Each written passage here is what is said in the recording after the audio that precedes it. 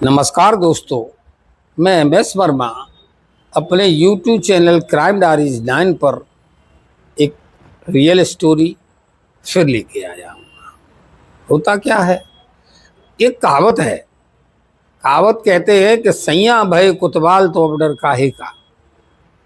ये स्त्री के लिए है कि किसी स्त्री का हस्बैंड अगर किसी अच्छी पोस्ट पे आ जाए, यानी कोतवाल का मतलब है, कोतवाल तो कोतवाल ही है, तो कहते हैं अच्छी पोस्ट पे आ जाए और फिर कोतवाल जब बन जाए तो उसे फिर किस बात का डर है। और यहाँ जो कहानी है, यहाँ पर जो है महिला जो कहती है कि सैया भाई कोतवाल, तो वहाँ जो है महिला जब कोतवाल हो जाए, डीएसपी हो जाए, तो फिर सैया डर का बात का। ऐसा ही एक मामला यहाँ जो मामला निकल के आता है, वो मामला होता है मध्य प्रदेश में।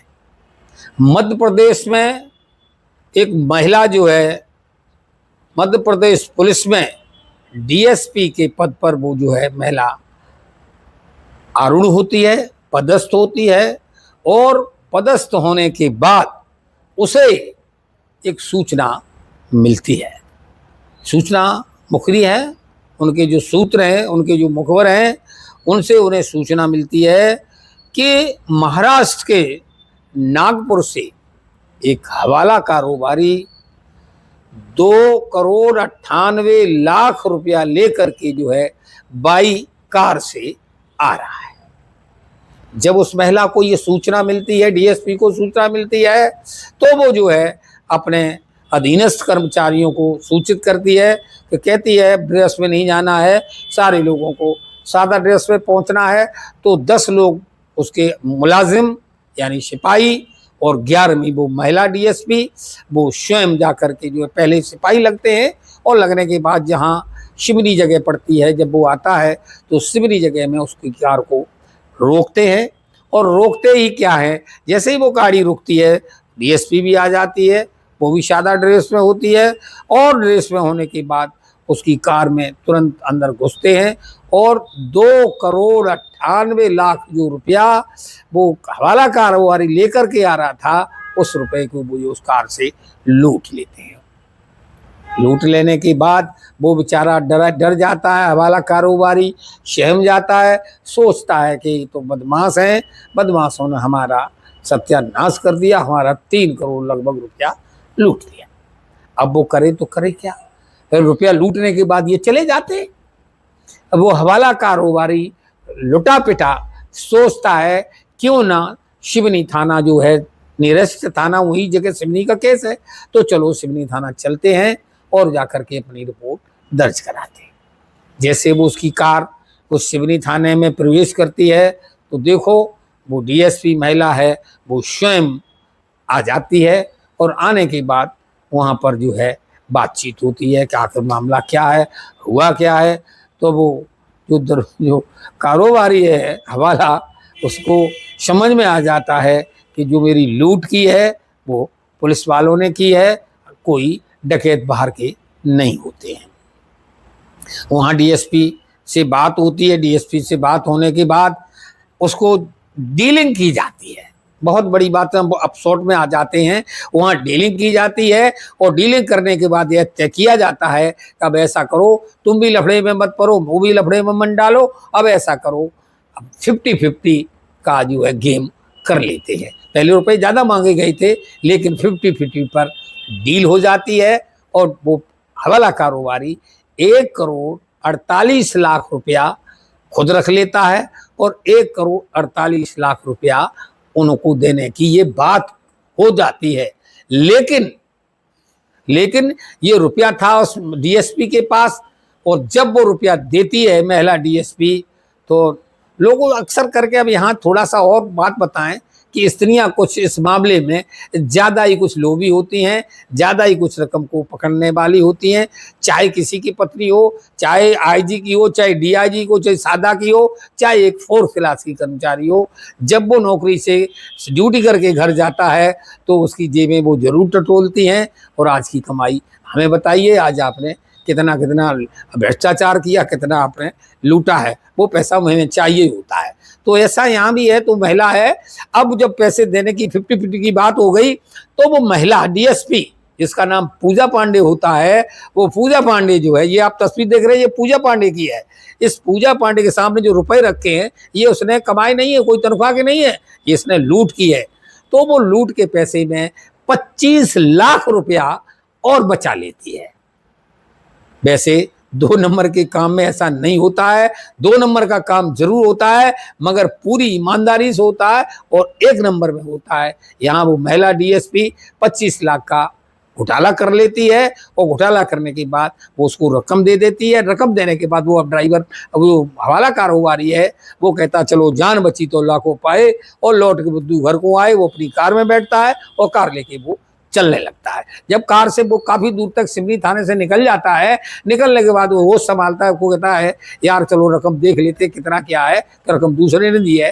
तो गड्डियां बनी थी, बड़ी गड्डियां थी, उसने गिना तो 25 लाख उसमें रुपया कम होता है। अब वो कहता लुट तो गए ही हैं, लुट तो गए ही, बर्बाद तो हुए, जो हुआ सो हो ही गया है, लेकिन हम तुम्हें नौकरी करना सिखा देंगे और अब हम इनकी शिकायत एसपी से करेंगे। तो दोस्तों वो शख्स लुटा पिटा एसपी साहब से मिलता है। एसपी साहब जब इस चीज़ को सुनते हैं तो वो अपने डीजीपी को सूचना देते हैं, और डीजीपी जब इस चीज़ को सुनते हैं तो वो जो है मुख्यमंत्री मोहन सिंह यादव को सूचना करते हैं। अब ये मामला एक हल्का सा मामला आखिरकार को मुख्यमंत्री मोहन सिंह यादव के संज्ञान में आ जाता है, और जब संज्ञान में आ जाता है तो जो विभिन्न धाराओं में वो उनके द्वारा मुकदमा दर्ज कराया जाता है। और उस मुकदमा जो दर्ज हुआ है उसमें डकैती है, डकैती का लगा केस, अपहरण का लगा, लूट का लगा, आपराधिक साजिश रचने का, मतलब इन धाराओं में जो है उनके खिलाफ मुकदमा दर्ज कर लिया जाता है। दर्ज करने के बाद उनको जो है पकड़ा जाता है, अरेस्ट किया जाता है और कोर्ट में पेश किया जाता है। और जब कोर्ट में पेश किया जाता है, उस पर रिमांड मांगी जाती है, तो जो है एक महिला एक नाटक खेलती है। और नाटक क्या खेलती है, अब दो मतलब अपनी दुधमुही बच्ची को लेकर के वो है पेश होती है कोर्ट में, और एक ममत्व दिखाने की कोशिश करती है और साबित ये करती है कि हम एक अच्छी माँ हैं, अच्छी पत्नी हैं। तो लेकिन पुलिस भी उसको जो है, कोर्ट भी उस लड़की को देख करके थोड़ा सा रहम करता है। ऐसा नहीं है रहम नहीं हुआ था, जो उसने नाटक खेला उस पर रहम किया गया और जो है उन्हें जेल भेज दिया गया। उन्हें 2 दिन की मात्र रिमांड पर भेजा गया।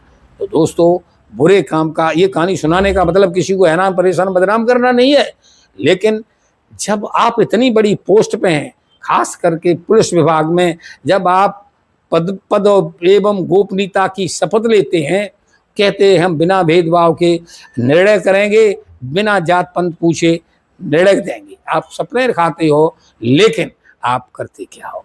तो दोस्तों ये कहानी सुनाई तो लास्ट में ये कहना है कि बुरे काम का बुरा नतीजा ना मानो तो कर देखो, और जिन्होंने किया उनके घर जाके देखो। जब 50-50 का बंटवारा हो गया था, 25 लाख पे नीयत खराब की, उसका परिणाम ये हुआ कि आपको नौकरी से जाना पड़ा। एक महिला कर्मचारी जिसका नाम शिगम था, बड़ी इज्जत ऐसे नहीं मिलती है, इज्जत बड़ी मुश्किल से कमाई जाती है। 2 मिनट नहीं लगे, 25 लाख रुपए ने सारा किया दरे पे पानी फेर दिया। ये पुलिस वालों की है। उत्तर प्रदेश के पुलिस वाले पुलिस में भर्ती होने के बाद अपने को खुदा समझने लगते हैं, और जबकि ये कहा जाता है जो वर्दी दी गई है वो पब्लिक को डराने और धमकाने के लिए नहीं दी गई है। वर्दी जो दी गई है आपको विश्वास जीतने के लिए दी गई है। आप पब्लिक का विश्वास जीतिए, पब्लिक को लगना चाहिए कि पुलिस हमारी गार्जियंस है, हमारी मददगार है। मगर ऐसा नहीं हुआ, उसका परिणाम आपके सामने है। दूसरी घटना इसी में, आगरा में एक दरोगा जी हैं साहब, और दरोगा जी ने क्या किया, उस दरोगा सिपाही ने जो है एक लड़के का अपहरण कर लिया। सिपाही है उस सिपाही का नाम है मोनू तालान नाम का सिपाही होता है। उसने एक बच्चे का अपहरण कर लिया, और जो बच्चा है वो आगरा में नगला बूढ़ी निवासी छात्र था हर्षवर्धन, उसका उसने अपहरण किया, और अपहरण करने के बाद उसने जो है 20 लाख की फिरौती मांगी। और इसके अलावा हुआ क्या है, उसकी 16 सितंबर को थाना सैया में कोतवाली में उसकी तैनाती होती है। आगरा में थाना सैया है, उसमें 16 सितंबर को उसकी तैनाती होती है। उस तैनाती पे वो जाता नहीं है और जाने के बाद वो गैर हाजिर होता है। उस गैर हाजिर में उस बच्चे का वो अपहरण करता है और अपहरण करने के बाद 20 लाख की फिरौती मांगता है। तो जो दो कहानियां हमने आपको पुलिस वालों की सुनाई, तो ये पुलिस वाले कर रहे हैं जिनकी देश की रक्षा की जिम्मेदारी और गृह विभाग की जिम्मेदारी इन पुलिस वालों पे है। और पुलिस वाले ही लूट, खसूट, डकैती, अपहरण, साजिश और ये तमाम तरह के जो कार्य कर रहे हैं, गलत काम कर रहे हैं। मेरा मुख्यमंत्री से विशेष इस कहानी के माध्यम से अनुरोध है कि ऐसे कर्मचारियों पर जरा भी दया ना दिखाई जाए, इन्हें नौकरी सेवा से बर्खास्त किया जाए। दोस्तों, ये कहानी कैसी लगी कमेंट में जरूर बताइएगा। नमस्कार, धन्यवाद।